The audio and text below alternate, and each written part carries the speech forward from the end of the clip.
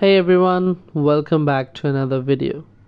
In today's tutorial, I will show you how to unsend an invite message on Instagram.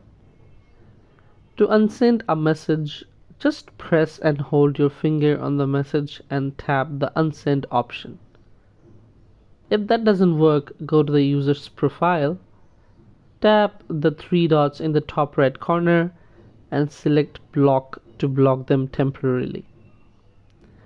Once the user is blocked, go back to your messages and you will see an option to delete the message. Simply tap delete and the message will be removed. So it's that simple.